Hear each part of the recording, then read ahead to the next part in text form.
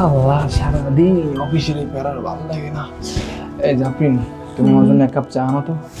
মানে অফিস থেকে আসা শুরু হয়ে গেছে তাই না? আচ্ছা আমি কি চাকর? তোমার বাসার চাকর আমি? যখনই দেখো তখন এইটা করো ওইটা করো, পারবো না আমি? আচ্ছা ঠিক আছে বাবা, ঠিক আছে, এরকমভাবে বলো না। তোমার চা দেওয়া লাগবে না। তুমি একটা কাজ করো, আমার মাথাটা খুবই ব্যথা করছে, তুমি আমার জন্য মেডিসিনটা আনো যাও। আচ্ছা তোমার কি হাত পা নাই? পা কি ভাঙা? হাত ভাঙা না তো? সবই তো ঠিক আছে, নিজেরটা নিজে নিয়ে খাও, গিয়ে যাও। আচ্ছা ঠিক আছে বাবা, ঠিক আছে, তোমার চা মেডিসিন কিছুই আনা লাগবে না। তোমাকে আমি কিছু কথা বলি, শোনো জাফরিন, আমরা পুরুষ মানুষ সারা দিন বাসার বাইরে থাকি, সারা দিন অফিসে কত কাজ করি, কত পরিশ্রম করি। অফিসে থাকলে অফিসে বসের প্যারা, বাসায় আসলে তোমাদের প্যারা। কী মনে করো নিজেকে বলো তো?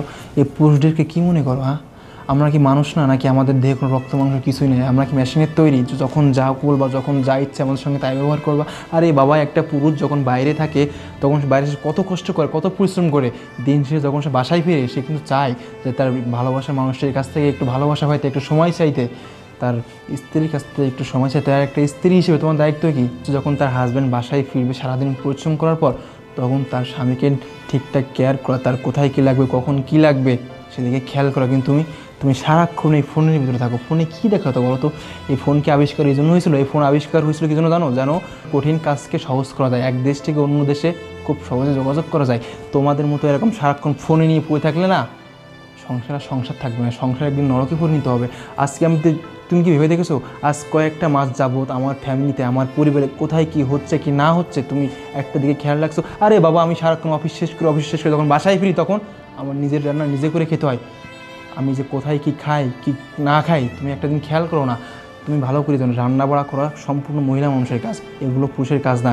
আর আমি একটা পুরুষ মানুষ হয়ে সারাদিন অফিসে কাজ করবো, অফিসের কাজ শেষে বাসায় ফিরে এসে বাসায় এসে আবার নিজের খাবার নিজেকে রান্না করে খেতে হয়। কেন? আমি কি তোমাকে ভালোবেসে বিয়ে করেছিলাম এই জন্য? তোমাকে ভালোবেসে বিয়ে করে আমার বাড়িতে আনা কি ভুল ছিল আমার? বলো। তোমার জন্য আমি কী করি না? তোমার জন্য আমি সব কিছু করছি, সমস্ত ত্যাগ শেয়ার করছি। আমার বাবা মা সহ্য হয় না বিদায় আমি আমার বাবা মাকে গ্রামে রেখে আসছি। শুধুমাত্র তোমার সুখের জন্য, তোমার কথাই শহরে এসে আমি ফ্ল্যাট নিয়ে থাকতেছি। কী জন্য? তোমার ভালোবাসা এদিকে তো, তাই তো? তাহলে তুমি কেন আমার সাথে এরকম করো বলো তো? আমি না বুঝতে পারছি না যে আমি কি তোমাকে ভালোবেসে ভুল করেছিলাম বলো, নাকি ভালোবেসে বিয়ে করে এই বাসা না আমার ভুল ছিল বলো? তুমি ঠিকই বলেছ, ভুলটা আমারই। আমি কখনো তোমার দিকে তাকাইনি, তোমার কথা চিন্তা করিনি। আসলেই তো সারাদিন কাজ করো, আমার জন্যই তো করো, আমাদের ফিউচারের জন্যই। অথচ আমি তোমার কথা না ভেবে সবসময় নিজেরটা ভাবছি, নিজের খুশির কথা চিন্তা করছি, তোমাকে কত রকম প্রেশার দিচ্ছি। আমার এমনটা করা উচিত হয়নি। আমি আর কখনো তোমার সাথে এমন করবো না। এখন থেকে আমি তোমাকে সময় দেবো, তোমার সাথে গল্প করব, আমরা একসাথে ঘুরতে যাবো, একসাথে খাবো। তুমি প্লিজ আমাকে মাফ করে দাও। এক্স্যাক্টলি, এই জিনিসটা না অনেক আগেই তোমাকে আমি বোঝানোর চেষ্টা করেছি, কিন্তু তুমি কোনোভাবে এই জিনিসটা বুঝতে চাইছো না। তুমি সারাক্ষণ তোমার ফোন নিয়ে পড়ে থাকতে চাইছো।